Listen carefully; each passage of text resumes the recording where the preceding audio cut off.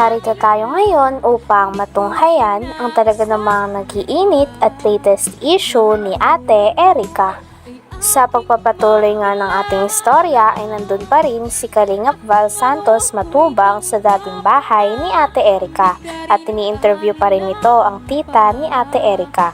Ayon naman sa tita ni Ate Erica ay nag-iba na daw talaga ang ugali ni Ate Erica pati na rin ang kanyang ate simula mahawakan daw nila ang pera na itinulong sa kanila ni Sir Jun A. Kaya din gumawa ng video ang tita ni Ate Erica ay upang ipabatid kay Sir Jun A na ganon ang kanilang kalagayan at iniwan sila ni Ate Erica pati na rin ang kanyang ate. Yung kagaya po ng dati na ano po kami damay-damay pag ganyan nagkakaproblema kay mama. Pero sila po kasi nagpahawak sila sa pera, nag-iba yung ugali nila. Dumating yung pera ni Sir John A. Naakala ni Sir John A. magbibigay ng pagbabago sa buhay naman ng mga bata na yan. Pero hindi naman pala. Lalong napasama. Lalong lumala. Sila nga ang... Mas maigi na rin po na mapanood rin po ito ni Sir John A. Yung nangyayari po dito sa amin. Talagang magka-Diyos siya, makatao. Dapat Alam ko po magdulong pag lagi pong nagdadasal po. mabait yun? Mabait po yun. Sige na eh. Okay. Baka di niya alam ang nangyayari. Sabi pa ng tita ni Ate Erica ay nais lang daw talaga nila ng tahimik na buhay. Ayaw na daw nila sana makipag-away ngunit hindi na matiis ng tita ni Ate Erica ang mga maling impormasyon at paninira na binabato sa kanila. Kaya kung may gusto man daw sila ngayon, ayon daw sana ay manahimik na ang mga tao na nagsasabi ng masama sa kanila at mga wala namang katotohanan. Kaya naman nag-video na din ang tita ni Ate Erica para sabihin daw ang totoo nang sa ganon ay matigil na ang mga maling impormasyon na paratang sa pamilya ni Ate Erica dahil hindi naman daw ito totoo. Nais na lang talaga ng pamilya ni Ate Erica ng tahimik na buhay at wala na ring gulo. Kaya nais din nilang tumahimik na ang mga tao na nagsasabi sa kanila ng masama. Alam mo na ang mata mo. Kaya mo na at nasa likod mo kami ang tungtulinga kung may mga reklamo. Ayusin po natin. Tahimik na buhay. Gusto lang po namin, Kuya Bal, manahimik na po sila. Kasi hindi naman po ako magbibideo ng ganyan kung wala kayong binabato sa akin. Inaano ko lang po yung katotohanan. Hindi po yung mali. Meron kami na ito sila dito. Masaya kayo lahat. Ngayon parang wala na nagbago na lahat. Kahit nasa mga anak ko. Nandun sila lahat. Sama-sama. Ngayon parang iba na. Iba na dahil sa pera. Gusto ko tahimik na po. Kaya muna at ayusin natin lahat yan ha, yung mga bagay na Ayon pa sa pamilya ni Ate Erica ay para sa kanila daw, ang isang pamilya ay nagdadamayan daw at magkasama sa hirap at ginhawa. Ngunit nabaliktad na nga at hindi na ganito ang nangyayari dahil simula daw nagkaroon na ng pera at nahawakan na ni Ate Erica at ng kanyang ate ang pera na pinadala ni Sir Jun A ay nagbago na daw ang ugali ng mga ito. Na hindi na nga daw nila binibisita ang mga tao na nag-aruga, nagpalaki at talaga namang nagpaaral sa kanila simula nung bata pa sila. Hindi na rin daw hangad ni Lolo Miguel na magkaayos pa sila. Ang gusto na lamang nila ay sana manahimik na ang mga tao kakabato ng mga maling impormasyon at paninira sa kanilang pamilya dahil ayaw ni Lolo Miguel na nilalapastangan siya.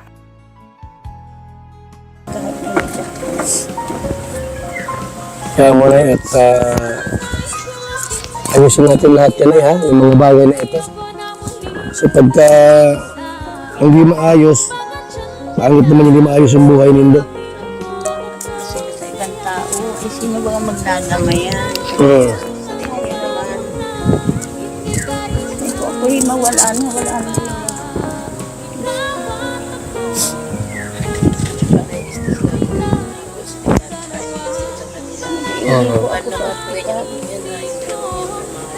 Unang upo po namin yun, dalawang yun.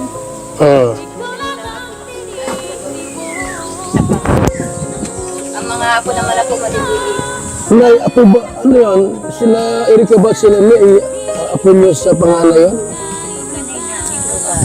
Okay. So, sila yung mas nakatanda. Apo. Dahil sa problema na ito sa pagitan ni Ate Erika at ng kanyang pamilya, ay sabi nga din ni Kalingap Val Santos Matubang na handa daw siya na solusyonan ng ito.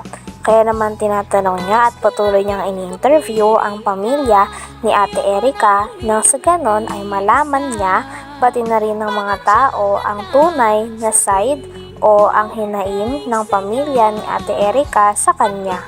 Hangad pa din naman ni Kalingap Val Santos Matubang na maayos daw ang away na ito sa pagitan ni Ate Erika at ng kanyang pamilya. Dahil kahit anong mangyari ay hindi maalis ang katotohanan na lahat sila ay isang pamilya at magkakadugo lamang. Kaya pangit lang din na nag-aaway sila dahil sa pera at matatapos ang kanilang koneksyon dahil lamang dito. Sabang tao na dumikit mula sa inyo. Yan ang problema doon. Sige na ya. Kamisin natin lahat yan, yung mga ganong problema. At yung tao kasi mahirap ba eh. Anong lupa ito? Kasi yung lupa ito? Yung lupa ito? Ano ka na kayo dito? Ano ka kayo pala? Kaya tao dito yung alaga. Sino may-ari nito? Ranjidis po, Edna. Taga Mercedes. Ano problema na pag inayos yung bahay ninyo? Ay, wala po. Magpaalam lang. Halimbawa, i-repair natin yung bahay niyo po. Regardless po yung nagayaan medyo luma na rin. Para naman yung natutulog. Kinwento pa ni Lolo Miguel kay Kalingap Val Santos Matubang na ang asawa daw ni Sheila May o ang ate ni Erika ay palasabong daw kaya hindi daw nila alam kung saan na kaya siguro napunta ang pera na binigay sa kanila ni Sir Jun A. Talaga ngayon ay wala na sanang pakialam at ayaw na talagang makipag-ayos ni Lolo Miguel sa kanyang mga apo dahil hindi niya daw talaga matanggap na kaya silang sabihan ng mukhang pera at mga gutom na aso nito. Regardless po yung nagayaan medyo luma na rin. Para naman yung natutulog. Ha? Kanya sa ganyan. Pag nagtulo, nakahulog na lang. Ngayon pala yung bahay mo, tutuloy na oh. May mga butas na. Hindi ko na tinulungan na sila may na kagpapawidan man lang yan. Mabaguhan ng meron, wala man na. Pero na sila. Ay, wala po yun. Di ba mag-iin? Yung pala asawa niya pala para sabon. Para sabong yun. Asawa ni sila may para sabon. Basta mo sa mga talong na. Grabe. Yan ang trabaho. Pero may pera ngayon. Hindi ko alam. Pira. Pira yun. Oo, doon ay galing. Isang bahay. Ibig sabihin, doon nakatira na sila. Nandun sila lahat. Si Silami, si Erika, si Arnel doon. So, Arnel yun. Tao ni Silami. Sila. Saka anak yung isa. Saka yung mag-asawa naman ni yung anak ko, may kaya kasama ng may asawa. Hanggang dito na lamang muna ang ating napakainit, nagtitrending at talaga namang mas nakakaintriga na issue ni Ate Erika. Maraming salamat sa inyong panonood. Hanggang sa muli. Bye!